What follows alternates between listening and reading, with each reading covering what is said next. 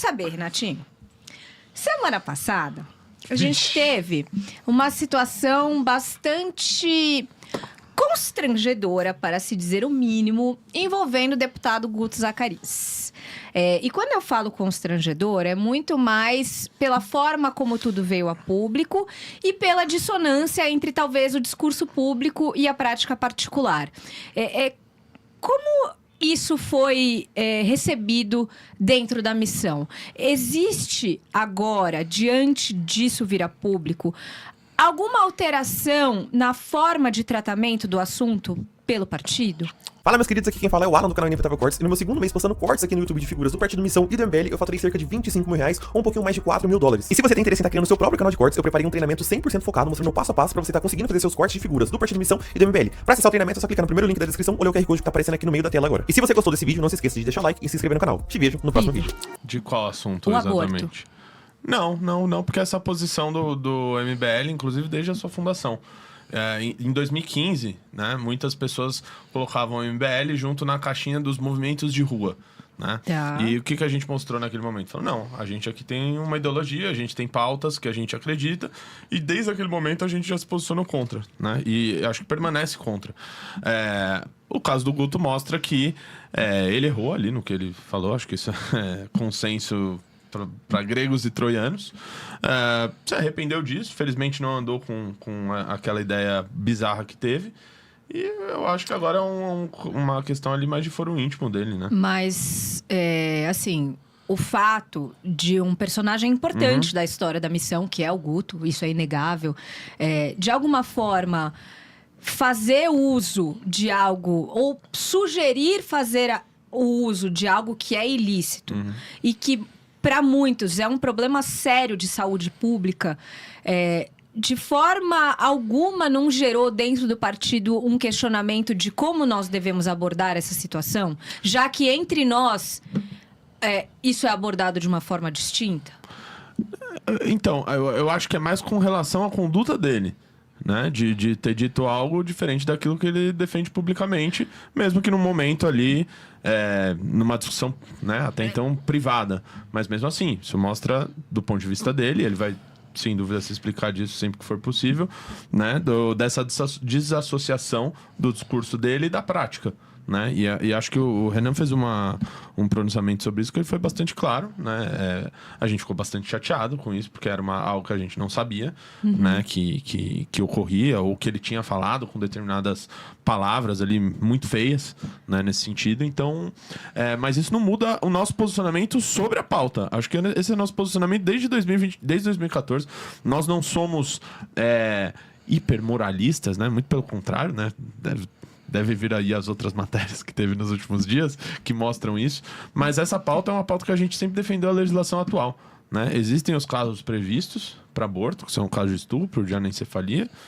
Esses nós defendemos que continue da maneira com que está hoje previsto na legislação. Então, a pauta para a gente não muda.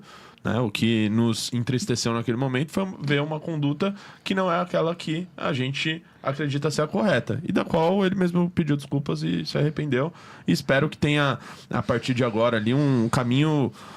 construa pegue essa história triste e construa um caminho mais bonito, né? De mostrar como ele é um bom pai. Ele tem 2 filhos. Né? Esse não é a primeira filha dele. Ele tem 2 filhos, ele é um bom pai. As mães dos pais dele dos filhos dele dizem isso, que ele é um ótimo pai, que ele está sempre presente, etc. Então acho que ele pode mostrar um caminho bonito a partir disso, né? E que essa história triste, lamentável, fique no passado. Eu acho que assim, muitas pessoas ficaram muito chateadas, né? Talvez pelo fato de que um parlamentar, no seu momento íntimo, queira fazer uso de algo que muito provável é de fácil acesso de maneira segura para quem é rico, porque ele mesmo fala sobre isso, e que rejeite essa realidade no debate público. Né? Então, olha, não, a gente mantém a nossa postura, nós somos contra hipóteses atuais, com o que eu acho que a gente poderia ter um programa inteiro só sobre isso, porque nós temos as hipóteses atuais, mas muitas vezes elas não conseguem ser executadas, né?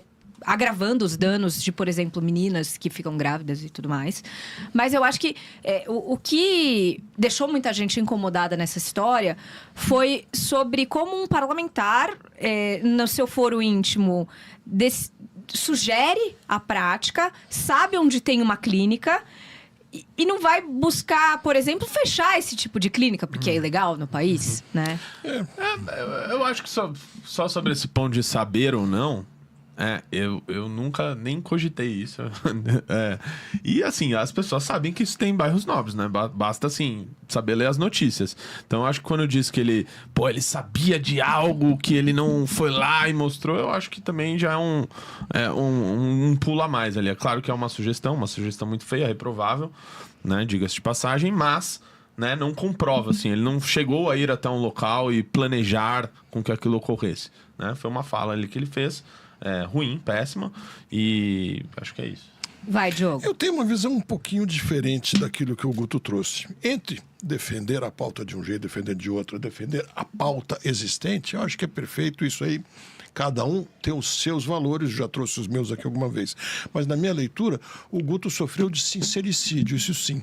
Ele falou uma coisa que estava no íntimo dele, naquele momento, muito forte, muito comum.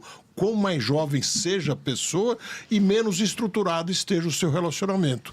E muitas vezes não estão preparados mesmo, e daí é um problema. Então, para mim, foi uma fala sincera. O que me incomoda apenas é o fato de manter uma bandeira para toda a população, mas sabendo que pode se privar de não seguir aquele caminho se de repente se ver na mesma situação que, caso o resto da população se veja, tem que pagar criminalmente por isso. Essa dicotomia que eu não acho legal. Eu preferiria que ele reconhecesse que ele foi sincero quando pensou aquilo e não é arrependimento propriamente. Eu vou concordar com você, só que aí para mim ainda falta ali um pequeno pedaço dessa história que ele de fato não fez. Se o fizesse, aí com certeza seria muito mais punido aí sobre esse assunto. Mas não passou de uma cogitação, graças a Deus, e ficou nisso. Assim, eu, enfim, vou guardar a minha opinião sobre isso, que eu acho que todo mundo aqui na audiência já sabe.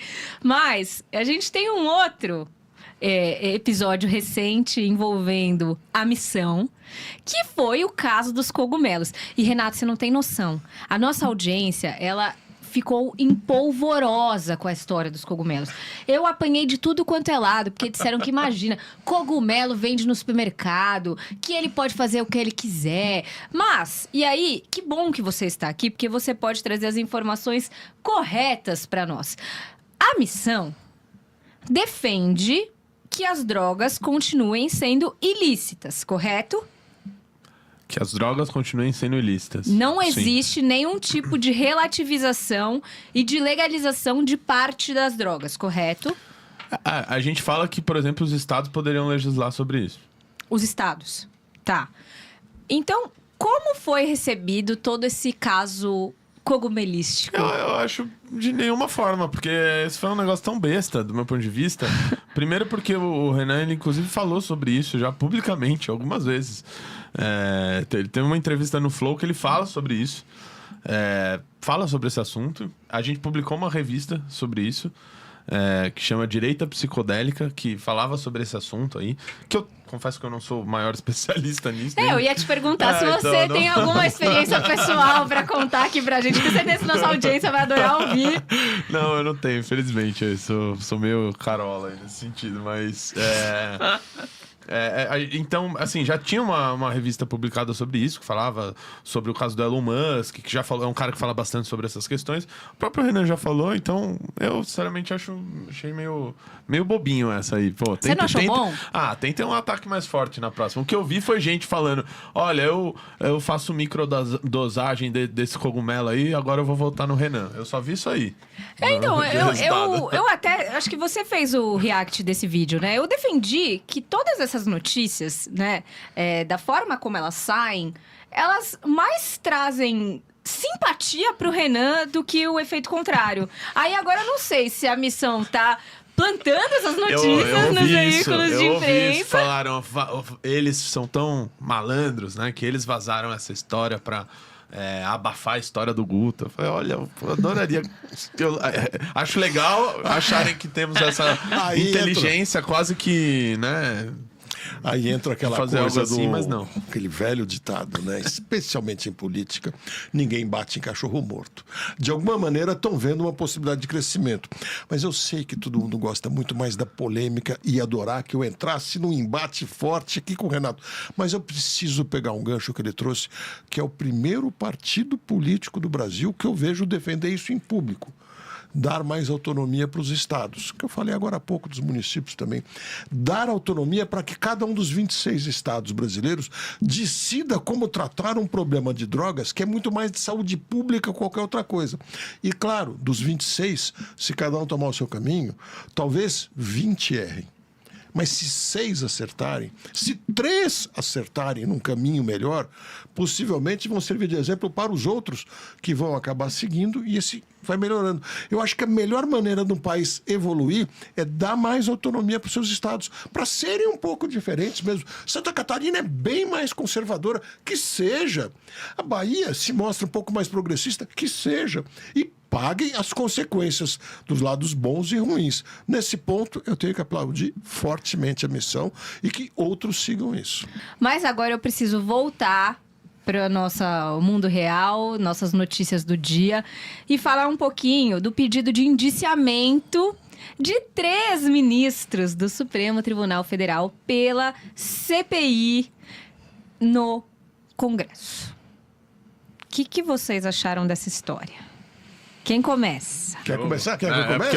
Então vamos lá. Ó, só deixando claro, a CPI do crime organizado pediu o indiciamento do ministro Dias Toffoli, do ministro Gilmar Mendes e do ministro Alexandre de Moraes. Também do não-ministro, procurador Paulo Gonet. Olha, que legal. É tudo que metade da população ou muito mais quer. Os senadores falaram o que todo mundo queria ouvir. Não vale nada. Estão jogando para a plateia. Essa é a verdade. Eles estão brincando de Sherlock Holmes.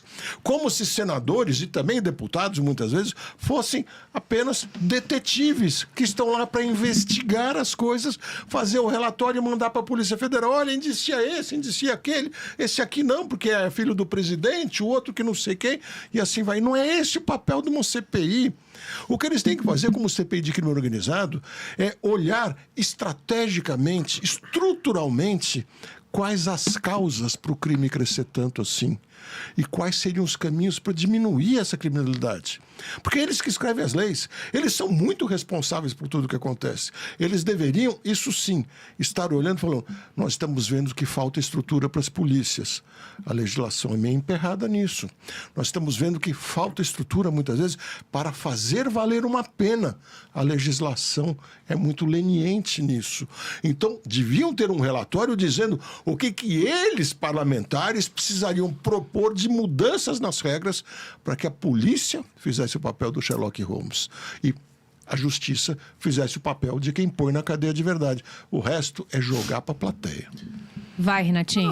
Vou discordar do Diogo, então. Ele discordou de mim na última. Tô gostando de vocês aqui hoje. Não, porque veja só, é uma CPMI, né? Uma Comissão Parlamentar Mista de Inquérito.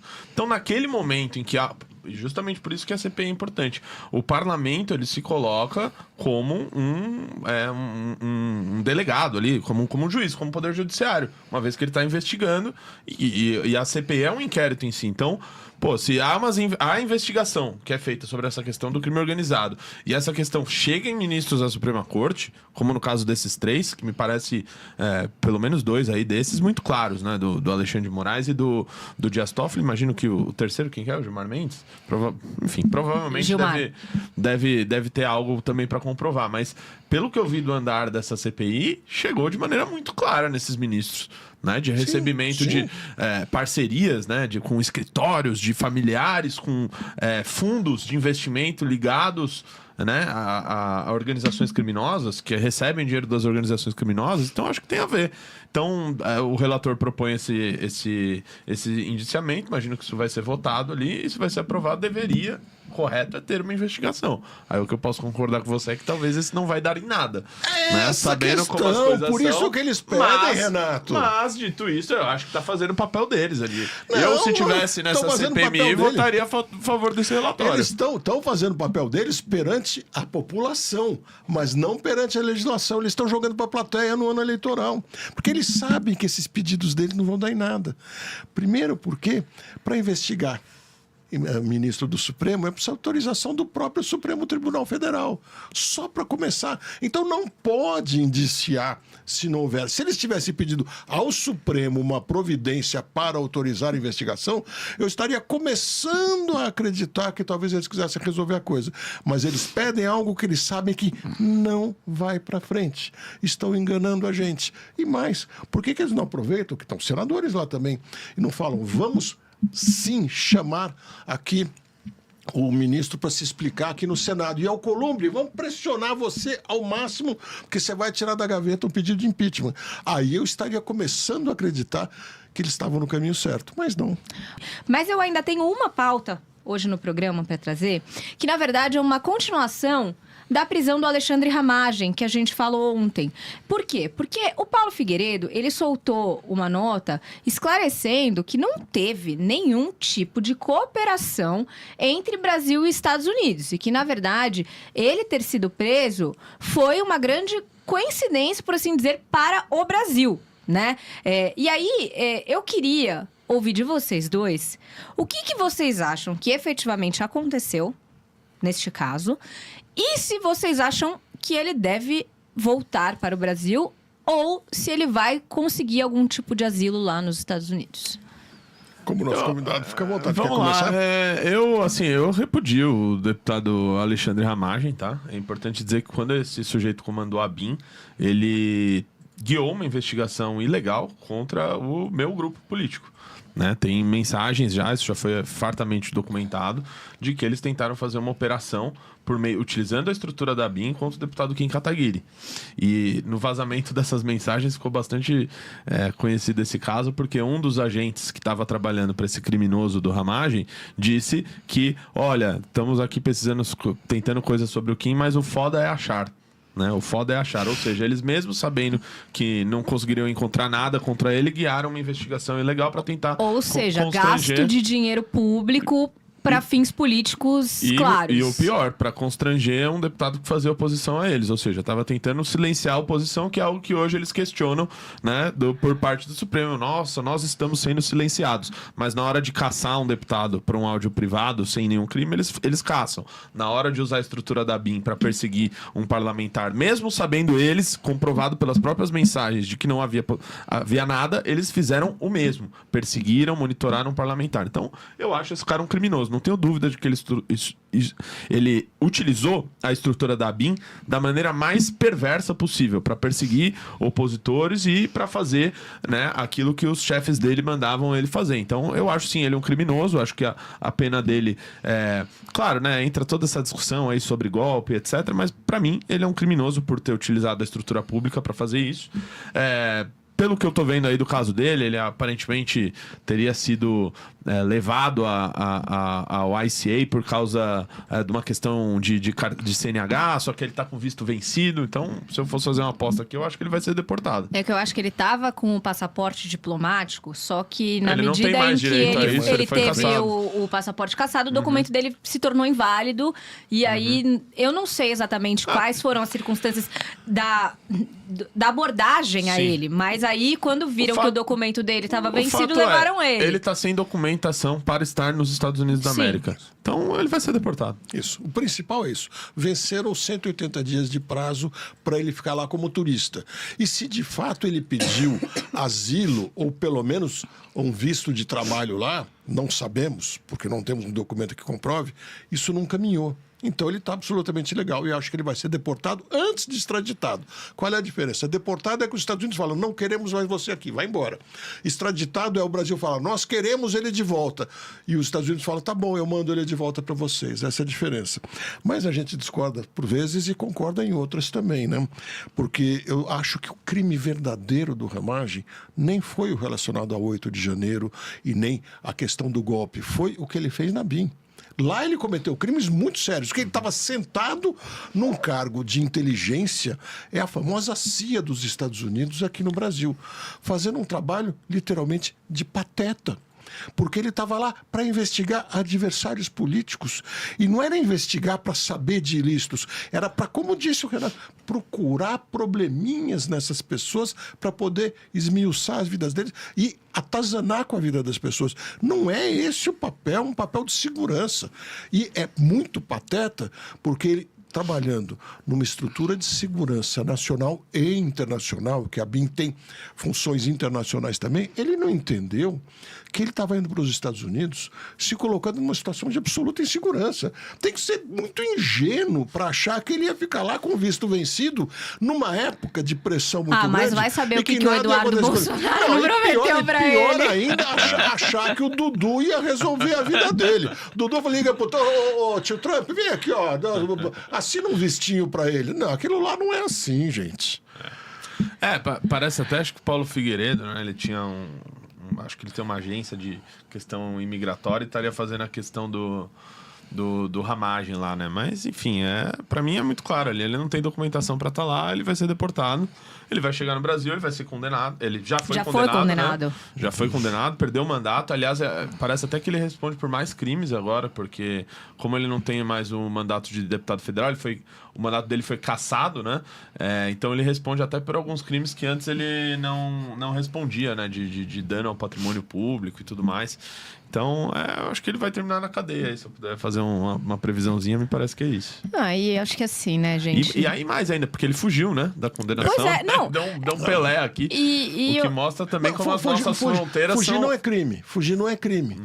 Até fugir da prisão. O problema é que quase sempre para fugir se comete crimes. Às vezes até um assassinato para fugir. E um crime que ele possivelmente cometeu foi na saída do Brasil de maneira ilegal, talvez criando subornos ou sei lá o que pode acontecer no caminho. Gente, vamos combinar, né? A gente tá falando da ABIN. A ABIN, ela deveria ser uma das instituições mais ilibadas do nosso país, dada a importância, dados os instrumentos, o mecanismo.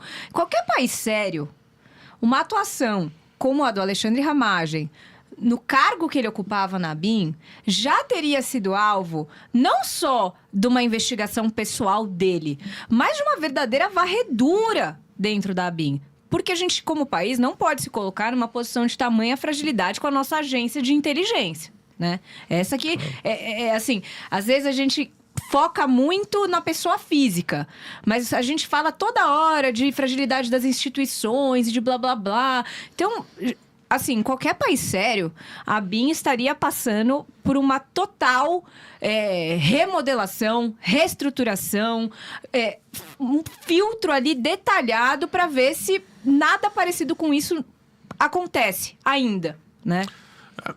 E pior que ele não tá indo nessa linha, né? Recentemente teve um caso do youtuber, né? Que é o Fala Glauber, que é agente da ABIN, e ele tinha um procedimento interno lá dentro da ABIN e a ABIN vazou. Ou seja, a própria ABIN vazou um procedimento contra o cara e identificou um agente da ABIN, um cara que mantinha o sigilo dele, por mais que ele fosse youtuber e tal, o pessoal inteiro achava que ele era policial penal, tal, ele mantinha o sigilo da profissão dele, mas foi exposto pela própria agência que devia preservar o sigilo do cara. Então, assim, eu acho que a situação que a ABIN tá ainda é muito triste, né? E sobre o Paulo Figueiredo negar que tem uma cooperação dos Estados Unidos, né, do Brasil com os Estados Unidos para deportar o Ramagem, eu, assim, já que ele tá falando isso, eu vou acreditar no oposto, né? Porque tudo que ele tem falado costuma acontecer o contrário. O que não há é uma conspiração, mas sim envio de documentos formais, legais, oficiais para um país que tem acordo de extradição com o Brasil, que vai dar atrativa, certamente, formal, legal e correta para a coisa. Sem esse negócio de Trump ligar lá e falar, olha, muda isso aqui, muda aquilo ali e tal. É o que eu imagino também. Gostou do vídeo? Então não esqueça, para ver mais vídeos como esse, se inscreva no canal Missão Nova Geração e acompanhe de perto a missão que pode mudar a política brasileira.